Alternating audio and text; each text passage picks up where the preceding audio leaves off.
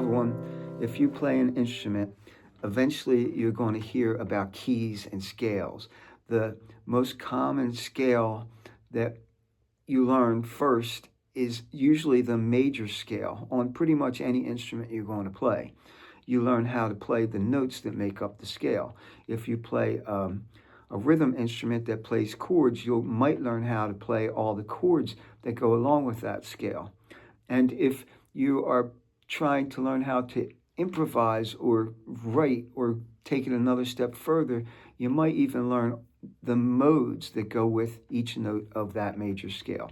So in this video, I'm just going to go over those three things and try to do it as clearly as I possibly can so that you understand what the major scale is, how it's built, how it's constructed, what the chords are that go with each note of the major scale, that you will just memorize that pattern, why those chords are called what they are, in other words, how the chords are built, the major and the minor chords, and lastly, I'll explain what the modes of the major scale are. So, we're doing the key of C. The key of C goes C, D, E, F, G, A, B, C. From the root note C to D is a whole step. To the E note is a whole step. To the F note is a half step. To the G note is a whole step. To the A note is a whole step. To the B note is a whole step. And to the C note is a half step. C, D, E, F, G, A, B, C. C, D, E, F, G, A, B, C. On the guitar, there's a lot of different ways to play that group of notes. The more you know, the better off you're going to be eventually. But you only need to know one. For the purposes of understanding this video, I just need you to see all of the root notes from this string.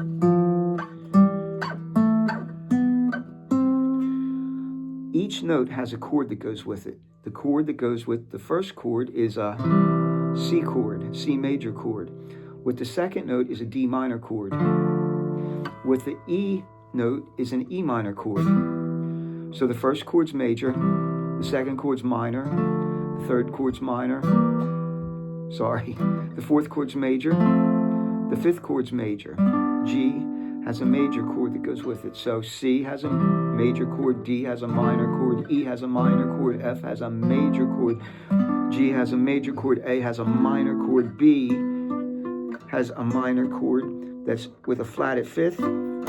So you could call it minor flat 5 or a diminished. And the C chord on number 8 is this octave higher. So the chords again go major, minor, minor, major, major, minor, minor. It's hard for me to grab that for some reason, and then major. So again, the first two things you need to remember are how to build a scale: whole step, half, whole step, whole step, half. And that the chords that go with those notes follow the pattern of major, minor, minor, major, major, minor, minor flat 5, and major. There's literally, I don't know, probably tons of ways to play those chords on the guitar. Makes it a little bit hard. But the more ways you know how to play them, the better off you're going to be in the long run. Major, minor, minor, major, major, minor, minor flat 5, and major. But for right now, just learn how to do them one way. C major, D minor, E minor, F major, G major, A minor, B minor flat 5, and C. Why those chords are major and minor is because of how they are constructed. To build a major chord, you take the first note and you move up 2 whole steps to what's called the major third. From the major third, you move up a step and a half to give you the third note. So the notes in a C chord are C, E, G. To build a minor chord, you take the first note, you move up 1.5 steps to get the minor third. And to get the major third from the minor third, you go up 2 whole steps. So the notes in a D minor chord are D, F, A. The notes in an E minor chord would be E, G, B. The notes in an F major chord, 2 whole steps would put me here, and a step and a half would put me there, so that's F, A, C, etc. G major is G, B, D. From the G to the B is 2 steps, to the D is a step and a half. A minor is A, up a step and a half to C, and 2 steps to E. B minor flat 5 is a step and a half to the minor third plus 1 more step and a half to the flatted 5th. And that's how come you get a minor flatted 5. And then the last one, C major, is 2 steps and a step and a half. One little thing that you should have noticed in all of that is it didn't matter if it was major, minor, or diminished to the 5th, except for the diminished. I said that wrong. If it's major or minor, to the 5th's always the same distance. So if we started here and built a major chord, found the major chord notes, it would be 2 steps to that. To the 5th would be here. So right here, D, right? If I started here and built a minor chord, a step and a half puts me here, but 2 steps still puts me to the same D. So that 5th is always the same distance. It's part of why it's called a perfect 5th. It's not all of why, but it's part of why. In a major chord, the 5th is the same distance away as it is in a minor chord. In a minor flat 5, however, it's flatted. Okay, number 7 is the minor flat 5 chord in the key. After you understand how the scale's built, whole step, half, whole step, whole step, half, and you understand that the chords always follow major, minor, minor, major, major, minor, minor flat 5, and major again, then the next thing you want to do is learn how to play what's called the arpeggios for those chords. That just means playing the notes of the chords separately. Literally, if you wanted to, you could do them.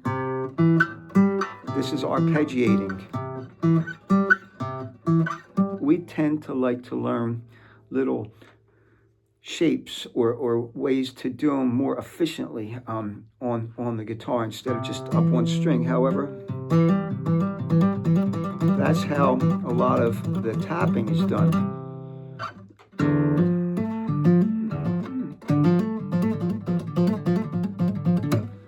But usually we want to learn how to pick the notes. So here's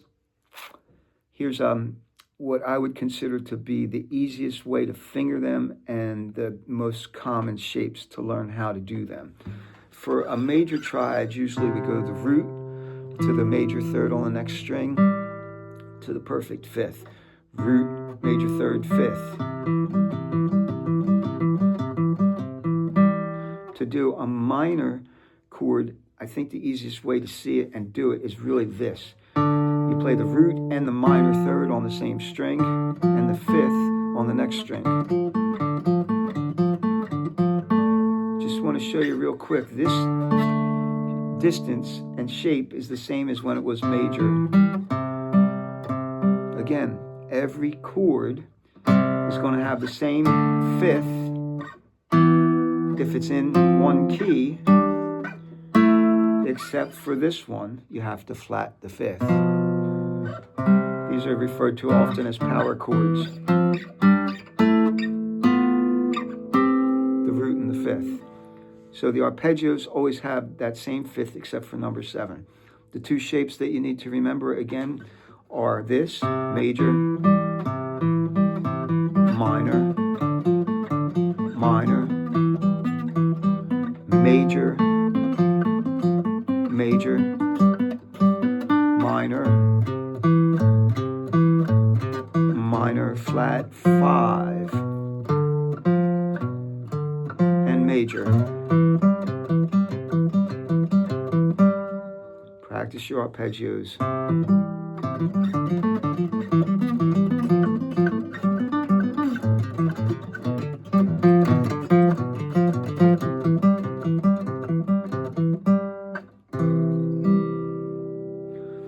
The next thing that a lot of people like to know and try to understand is what's called the modes of the major scale. The modes relative to the major scale are really pretty simple. You start on the first note, you play 8 notes up. I could do it a number of ways for you. I'll do it this way first. 1, 2, 3, 4, 5, 6, 7, 8. That is called the Ionian mode. So however you play those notes is called C Ionian. When you start on the second note and go 8 notes up, that's called the Dorian scale, D Dorian. When you go 8 notes up from the E note, E, F, G, A, B, C, D, E, that's called the Phrygian scale. And it goes from the fourth note, F, you go up 8 notes to the next F, but you stay, all the notes are in the key of C. That's called the Lydian scale, the Lydian mode. When you start on G, G, A, B, C, D, E, F, G, this is called G Mixolydian. And again, there's so many different ways to play them all, but you need to know what it means. Mixolydian means 5. Aeolian is called the Aeolian scale. A, B, C, D, E, F, G, A. A lot of times it's played like this. The B, the number 7, is called the Locrian scale. B, C, D, E, F, G, A, B. And then finally number 8 is back to the Ionian scale. So again, that's what the modes are. To really study them and use them is probably a lifelong event, but you at least know what it means. It's taking every step of the major scale and playing the 8-note pattern, keeping the same notes that were in the original Ionian scale. Very good to practice, and you should practice them.